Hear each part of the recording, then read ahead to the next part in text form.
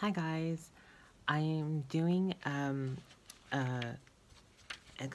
book review on Sylvia Browne's Contacting Your Spirit Guide. So I actually had an experience where I had like a vision given to me by a very famous singer, and the song that he sings is actually a part of it. And so he just came into my view one day. I was sitting on my bed, and I could see him going along across the top of my ceiling. And so the only thing after I came out of it was that he was like a spirit guide without me dying. Because usually, well, not always, but according to Sylvia Browne, she's had a spirit guide for 61 years of her life. This was before she passed away. And she could hear it in a different way. She would actually be able to talk with it and communicate with it. And at first she didn't like it, but then she grew to like it. As she was older, she was able to accept it. So,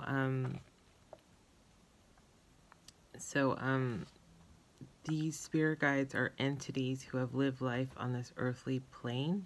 Mine just happens to be alive still, whereas Sylvia Browne's is dead and has passed on into the spirit world, which is kind of interesting, because I don't think she's mentioned that it could still be alive, but it is possible, I guess. They can be male or female. Mine was male and very famous, and they're very solid in their own dimension on the other side. They study your chart, a program that we choose to come into life with, and help you decide the lessons you're here to learn, and also how they can help you do so. My lesson was I didn't know what to become when I was of age after high school. You know how you go to college and you learn to become what you've chosen. Like, for example, if you wanted to be accountant, you would go to school to be an accountant. Me, I couldn't choose one thing. I wanted to be everything to everyone. And also, I couldn't afford college, and I didn't want to go into debt trying to become something in order to become something. So his message was, it was definitely a heavenly, spiritual message to me. It had no negativity whatsoever in it. And I suffer a lot from not having a job to do. So it was like, it's constantly persecuting me, like, oh my God, you make no money, and you can't afford things. But I'm married, so it's working out that way. So he was communicating to me telepathically, saying that that I'm so much better than him because he's so famous here on earth, and I'm like a lowly nobody. But I mean, you know, I have value, don't get me wrong. I'm not, it's just that when you regard a rock star, they're like so famous and untouchable, and here you are in your life and you're not like that, but you are in a different way. So he's like, you're so much better than me. Telepathically, you are just so much better than me. And he was like crying spiritually, saying that I'm so much more valuable than him. And I was like, I could feel what he was saying, but I was like, yeah, right. You know, I didn't know what was coming. And he was saying, sorry, I'm watching my dogs. Thanks for bearing with me. That I was just so much more to him. And then he was saying to me at the next breath that I was responsible for everything audible and inaudible, and that's really important in heaven. And I could feel that I just got way bigger than him in a bigger way, and so that's a pretty big responsibility in heaven. And so let me get this off my phone. Thank you. And so And so I felt how it felt like to be like a rock star, but that all faded because that's all earthbound stuff. So I was like, wow, that's amazing. And he didn't say how or how that would come about, but I was just left with that. And then he got me to God. And so God was a man. So I'm thinking in the afterthought, even though it didn't say anything about being the triune, he was, um, sorry, I had to get that message off my phone so I could see you guys. Um, Thanks for bearing with me. So God was like in a darker place. It wasn't light. Like, I ended up being, I turned into a friar, even though I was a girl, with a friar habit and cincture, and I got out my like a musician, like a teacher has a pointer on the board, and I got that out and came forward and tuned his voice, and he was the one that was in all the light, and I had like a gold lightning bolt type beam of light to his voice. Sorry, those are my dogs barking and playing right now. And so we levitated off the ground, and it was like 3 feet, and it was just amazing. And he just didn't want to leave my presence, that it was so important there. But in all that, he to me is like my guide, because he bridged the gap to God for me. Many guides often study for a long time to be your guide so that they can get your chart right. Of course, you have help from the council too. The spirit guide will approach the council before your birth and even after you come into life for advice and guidance with their charge. That's you. So, this famous singer came into my thought, like, it was just like amazing, like how he did this. I mean, he just turned me into his complete fan. I mean, totally faithful, totally loyal from this. And I mean, I wasn't dead or anything. I'm sure that the way Sylvia Browne says it is the right way to, well, not the right way, but another way, the main way of dying and meeting your spirit guide. But in this, I didn't die. He just came to me before death. So it created a heaven on earth aspect. So it was just amazing. So I want to go on to how spirit guides make themselves known. I think that was the chapter that I wanted to talk about. So, let me get there. Bear with me. Well, there's also a chapter on there are all kinds of guides. So I'm guessing that from that perspective of mine that I had of him, that exists too.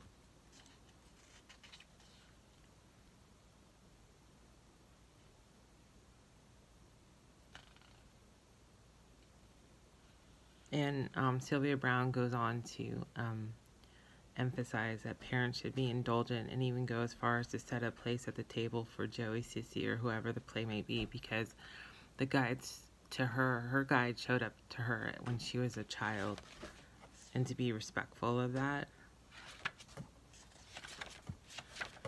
There was another part that I wanted to talk about.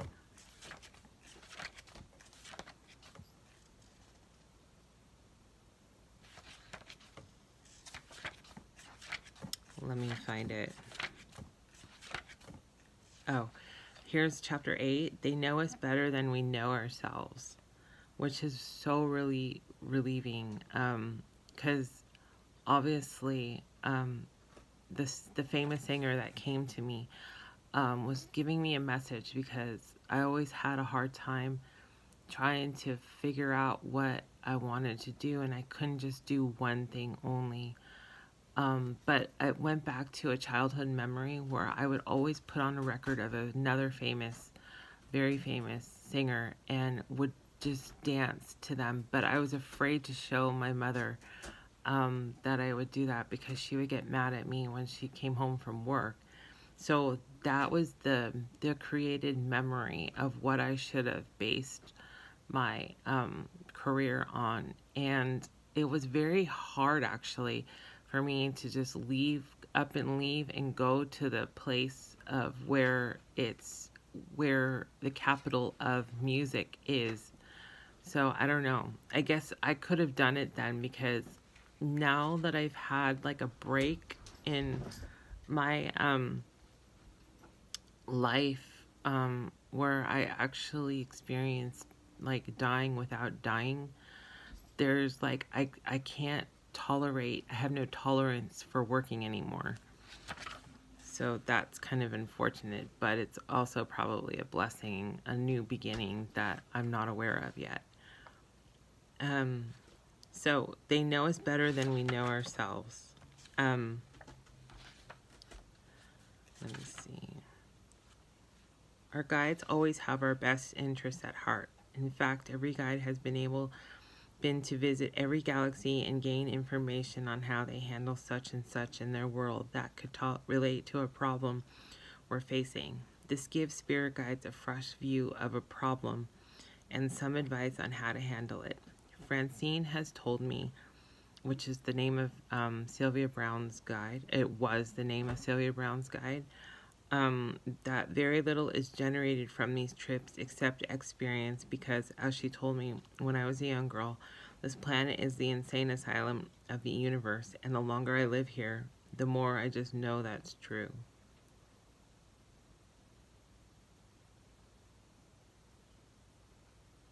Even though our guides are very helpful and wise, we can argue with and even get mad at them. Lord knows I have. I've gone so far as to say, so what in the hell are you doing to help me? Have you been on vacation or what? And once when I was coming back from doing the Montel show, I was thinking about how hard traveling was getting for me. So I asked her, knowing full well the answer and also getting ready to be mad about it. How was your day, Francine? So, when I was having this ecstatical vision with the rock star that was with me, getting me to God at the same time, I was able to, even though there was absence of negativity, I was able to build upon the fact that God was running really, like, just gliding past me really fast, like. And I was like, is that how God really is? Because everything I've read, he's like light and love and energy and unconditional love and light and all that. And he was in a gray background. And I asked him, are you going to slow down for me? I remember being able to stop and do that. And sure enough, he came back quick, even as quick as it was. He actually gave me a part of his power that wasn't any better or any worse than my power. It just added to the two powers. It melded the two greatness of things of it, because there was no negativity there, and it was just amazing. So he put it in through my back to my heart, and then he was off. And I was glad, looking back on it, that I was able to stop him, because if I wouldn't have stopped him, he wouldn't have gave me part of his wonderful, powerful energy that isn't any worse or better. I mean, it just adds to the betterness of you. So there's no power lost there. There's no eye for eye, like, oh, I'm going to get you back because you borrowed my power. So I owe you. There's no I owe you or anything there. So it was just amazing. So I know that even though Sylvia Browne's book is awesome in every way that it is written, and it's just happening a little differently to me, and I'm sure there's the possibility that I would see a spirit guide when I die that might be entirely different than Dave. I mean, the rock star that came to me and as my spirit guide looking back on it, even though it didn't say that he was, that's the thing that comes closest to him being there for me and giving me this vision.